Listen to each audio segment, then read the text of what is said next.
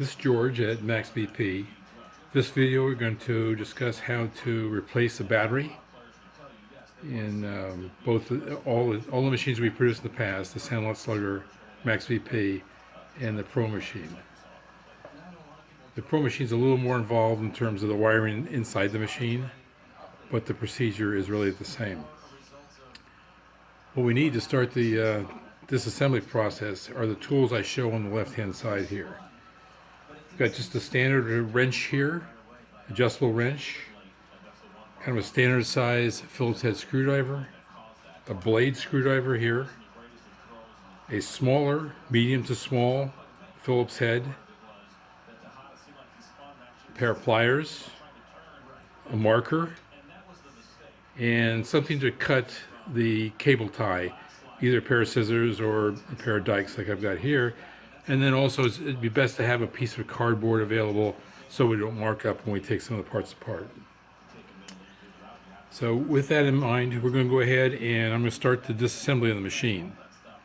Let me put this in position here. There we go. So the first thing we're going to do is we're going to take the agitator off, which is the device here that stirs up the balls. And some of the older machines have a different device to stir the balls, like one that had a blade, like a propeller, and like a couple other versions of this, but all the newer machines have this. And basically, we're going to take that off. We want to take the top plate off, so we took that off so we can access the top plate. And then on the top plate, there are 2 screws here and 2 or 3 screws here, depending on the model. So basically, using the smaller of the 2 screwdrivers, we're going to go ahead and take the screws out to disassemble the machine here. Take the top off the machine.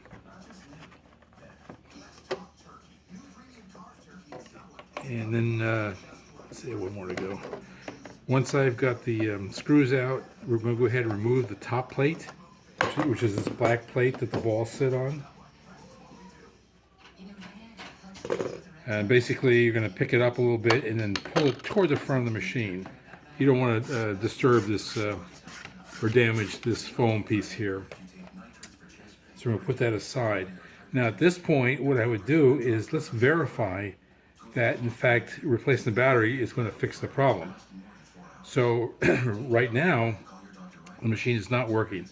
So let's do one thing first here. Let's go ahead. I'm going to mark these connectors. So we've got a 1, 2, 3, 4, 5, 6, and 7. And there might be an 8th one. If you have 2 batteries, there'll be 7 is one battery, and the other one is a second battery if we have 2 batteries in your machine.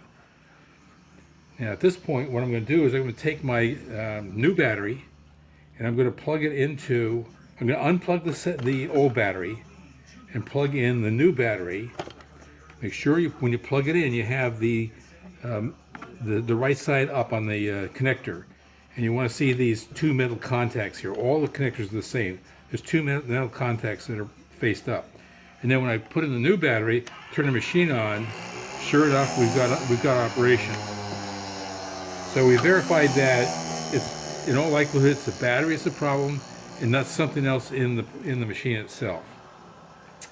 So at this point, what I do is I take the machine, I'm going to turn it over, and this cable tie right here is what holds the battery in. So I'm going to clip that cable tie.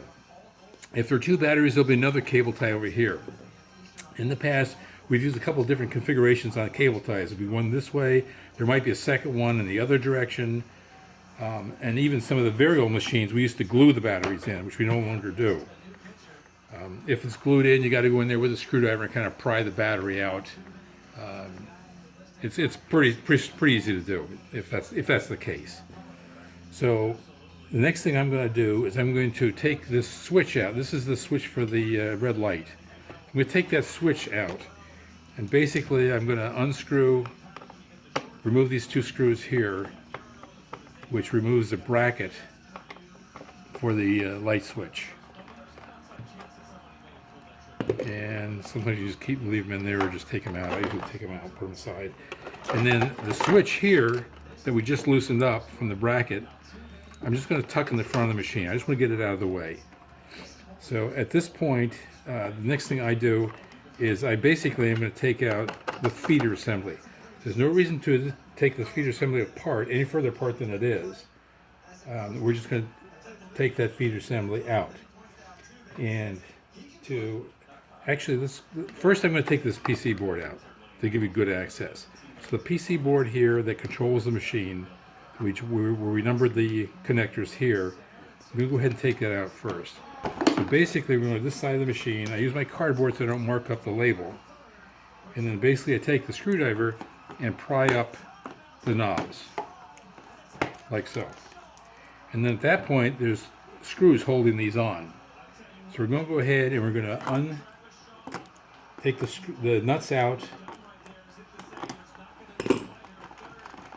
So I just take these nuts out that holds the board in.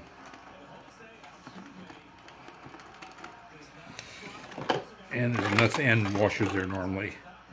So I've got 3 nuts and 3 washers. Put those aside.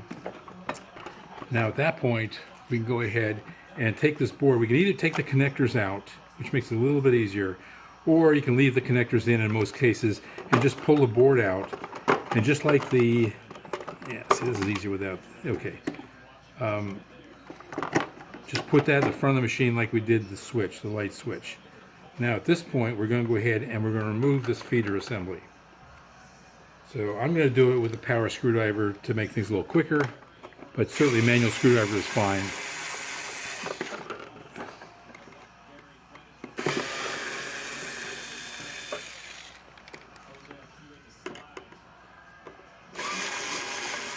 In some of the older machines, there was also a screw in this corner behind the PC board.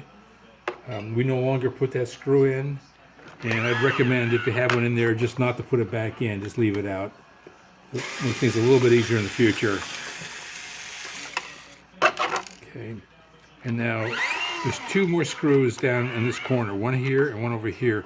These screws are larger than the other 4 that I took out, so I want to keep those separate.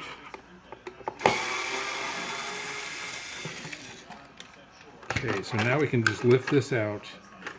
If we'd connected from the PC board, then we'd have it, we could take it all the way out, but in this case I'm just going to dangle it off the front of the machine. Okay, so at this point we've clipped the cable tie that's holding the battery in.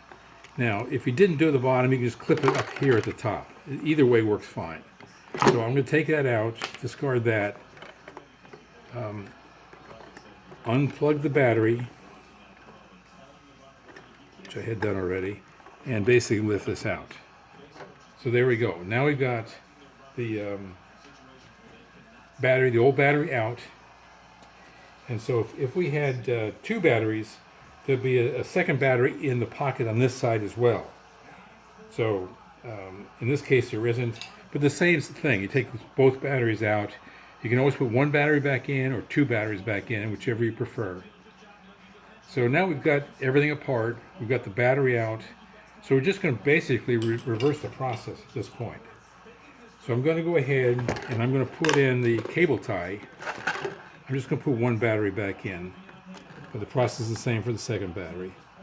So put 1 cable tie in here. And I want to make sure that you put it in the proper 2 holes. It wants to be these holes here. Again, it could be a cross hole here. Don't put it in this hole, because if you do that, then you can't get the kickstand up. And if you don't use the kickstand, I guess it doesn't really matter, but really these are the proper 2 holes to put them in. So the cable tie is in place, and now what we're going to do is we're going to take our battery and put it back in the machine, or put a new battery back in the machine. Put it down here, put the cable tie in, and zip it up. Basically, I take a screwdriver. If I don't have a zip tie tool, we do, but assuming most of you don't, you can put the screwdriver down here. I want to hold the zip tie down, grab it with a pair of pliers, and just pull it until we get it tight. That's pretty tight right there. So at that point, the battery's in place, and we're going to go ahead and the extra length on the cable tie, I want to clip out of here as close to the bottom as I can. I don't want any extra sticking up if I can help it. So now we've got the new battery in place. And we're going to go ahead and reverse the process. The next thing we're going to do basically is put this feeder back in the machine. And you want to make sure these wires are coming through underneath that plate, the feeder, the bottom plate on the feeder here, and are not sticking through in the hole area here. So they should be coming out right here. So at that point, we're just going to go ahead and, again, I'm going to use a power screwdriver here to speed up the process a little bit. Okay. And again, I would not put a screw back in this hole here. There's no reason to do that. And so we just hit the. So these are the four, and there's one tucked underneath there. These are the four smaller screws. And then we're going to put the two larger screws back in here, in these corners.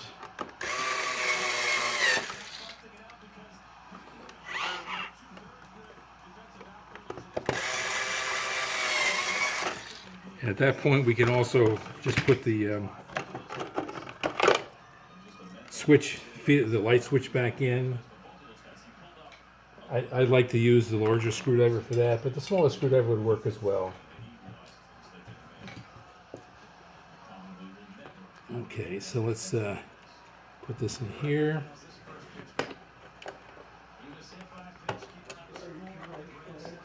Gloria.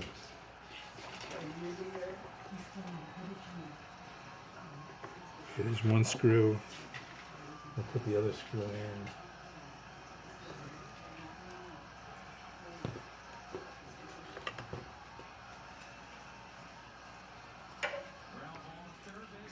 Okay.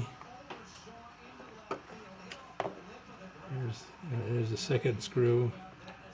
So we've got the switch back in place now. So the only thing left to do at this point is to put the PC board back in. Get some of these wires out of the way. Basically going to slip this guy back into the holes. It's a little tight. It's usually easier to take the wires off here that we numbered.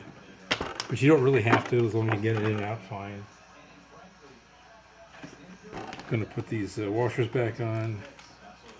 Put the nut back on.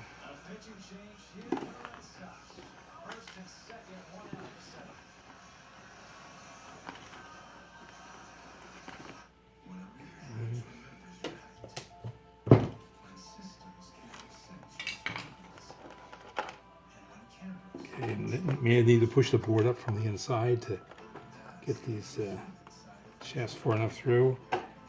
I'm going to go ahead, again, you can use just the standard adjustable wrench for that. I'm going to go ahead and use these just to speed up the process a little bit. This is a 11 millimeter socket wrench. Some of the machines, some of the older machines had 12 millimeters nuts on them rather than 11. So if you have socket wrenches, you can use those instead of the adjustable wrench. Now, basically, we left everything plugged in, but if you hadn't, obviously you want to plug it back in. And we're going to go ahead and plug the battery back in. Now, at this point, I would just do a quick check, make sure it's running again. It is. Let's put the knobs back on.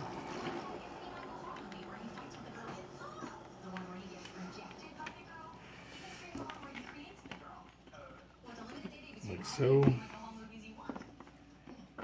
Okay, the knobs are back on now. We're back in operation. And the only thing left to do at this point is basically put the yeah,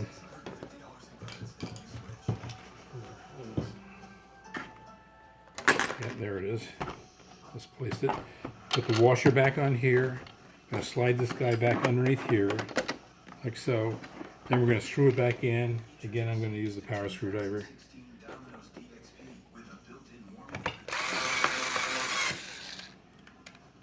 And let's see.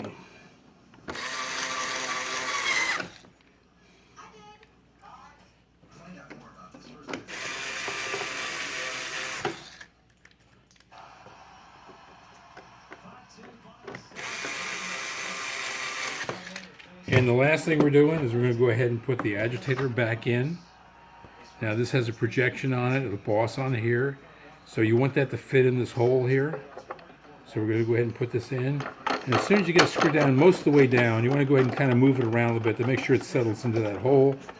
And then right now I'd go ahead and just verify, I'm going to speed this up a bit, verify that it hasn't pinched anything here, and as long as it turns freely for a couple turns, I think we can safely say that it's in place like it's supposed to be, and that should be the full replacement procedure.